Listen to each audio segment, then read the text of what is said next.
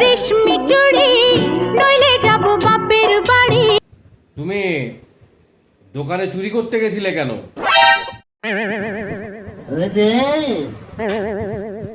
দেখেন একটা নতুন বিকাইছে দিয়ে বউ বলল যে একটা শাড়ি নেব,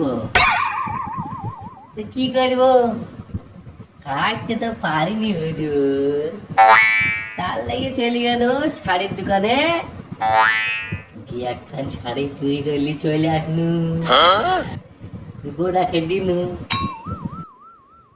আচ্ছা সে না হয় বুঝলাম, তাহলে দ্বিতীয়বার আবার কেন চুরি করতে গেলে? আর বলবো হুজুর, যখন ওই শাড়িটা লেখে দিন ওই বউ বুঝলে শাড়িটার রং পছন্দ হয়নি,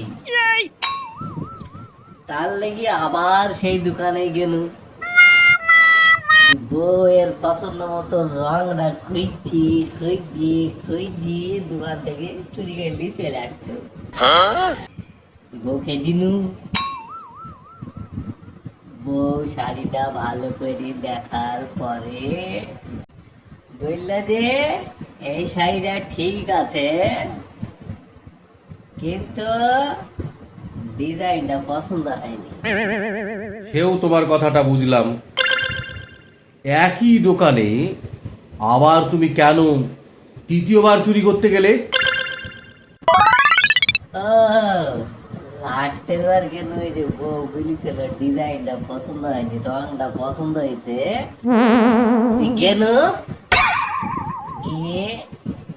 ওই রঙের যে ডিজাইন বলি দিছিল ওই ডিজাইনের শাড়ি খুঁজতে লাগলো, একবার রং মিলছে তো ডিজাইন মিলছে না, আর ডিজাইন মিলছে তো রং মিলছে না, দিয়ে খুঁজতে খুঁজতে মেলা দেরি হয়ে গেল। দেরি হয়ে গেল তো ধরা পড়ে গেল, চুরি করতে কি ধরা পড়ে গেল। দোকানদার ডেকে থানায় বাটি দিলে পুলিশের কাছে, থানার লোক আবার পুলিশরা সোজালি চলে আসলে হুজুর আপনার আদালতে এই জায়গায় করে আমি ধরা পড়ে গেছিল, যা করবেন করেন। আপনি যদি ভাবেন হুজুর আপনাকে দেখে আমি ভয় পাচ্ছি, ঠিকই হয়েছে, আপনাকে দেখে আমার ভয় লাগছে, না সাজা দিবেন সাজা লিব দেন, আর কি করা যাবে। অপরাধী যেহেতু নিজেই স্বীকার করেছে যে সে চুরি করেছে, সেহেতু অপরাধীকে ফাঁসির সাজা দেওয়া হবে। তুমি শুনছো?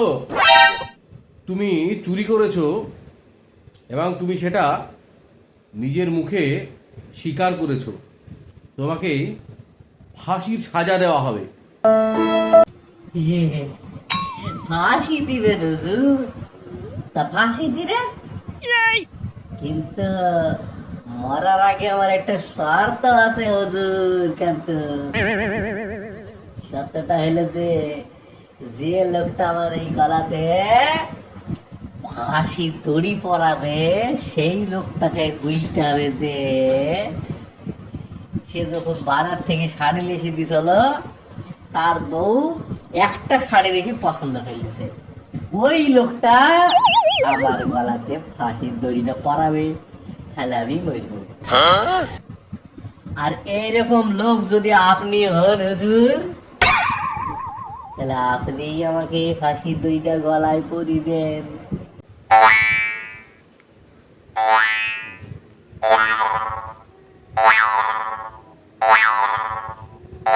ঠিক আছে, সামনে পুজো এসছে তাই তোমাকে ছেড়ে দিলাম, যাও। No, no, no. এই